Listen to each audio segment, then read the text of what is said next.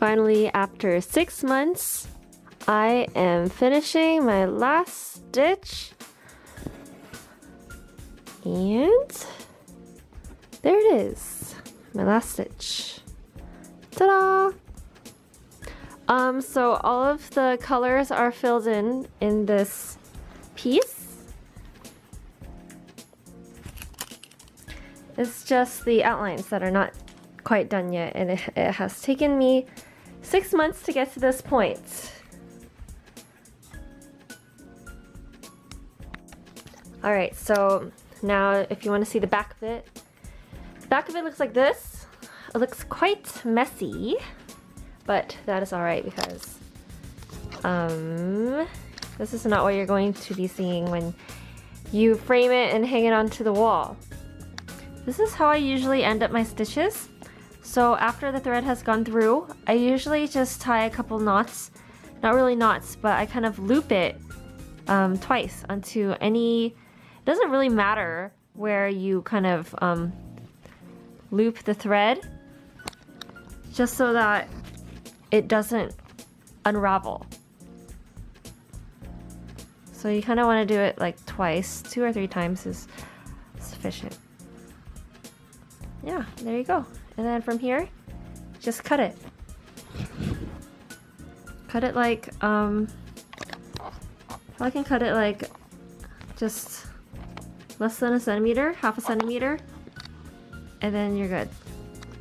As you can see right now, I'm working on the outlines. As you can see right here on the lily pads, you can see the dark green outlines that I'm working on.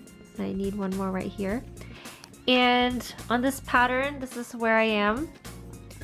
So I already finished these parts right here, but I have not done this part yet. And the trick to this, to filling out the outlines, the trick to doing these outlines is that whenever there is a straight line, you want to start the thread from this point, you go up onto the fabric, and then you bring it over all the way to here. You do not want to go individually, like from here to here to here to here to here, because that way you can't really see that you have made an outline. For some reason, the thread just gets lost in between these colored squares. So again, you want to go all the way from this point here to this point whenever there is a straight line. Okay, so here I'll show you what you actually do on the fabric. So you start going up from here.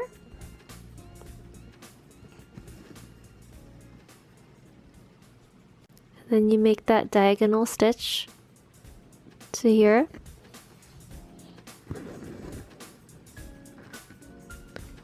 And then you go all the way to where you want to end your stitch, which is here.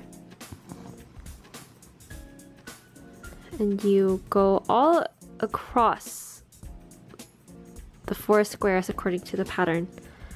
And then you end up with the outline right there. So it's actually a long piece of thread that goes across 4 squares like that.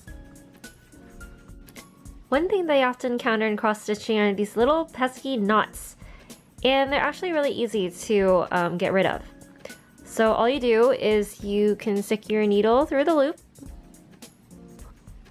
like so, and just tug on it a little bit.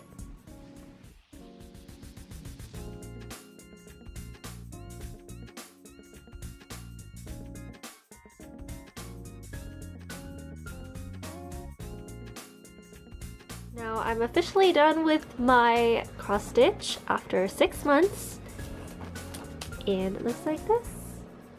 And the edges are a little wrinkly, and it has the imprints of the embroidering on it. And so what I usually like to do is just spray it a little bit with a mister water and just let it dry flat. I just spray it all around, and then I'll just leave it on a flat surface overnight. And as for using wooden embroidery rings, they do splinter, as you can see here. You see right here. But it didn't quite break, so I was still able to use it. And oftentimes when I finish my cross stitches, I like to put my initials and the year on the bottom right hand corner. So that says JT 2017.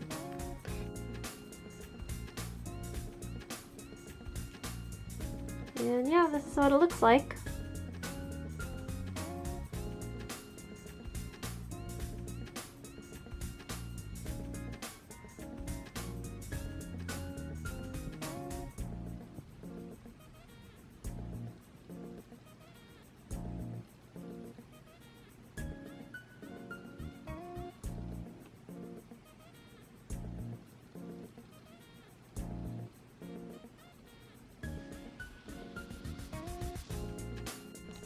So I'm just gonna leave this whole piece on the ground overnight, and you can see that on the right hand side I've sprayed it with water, and so it's all lying down flat, so it will dry flat by the next morning.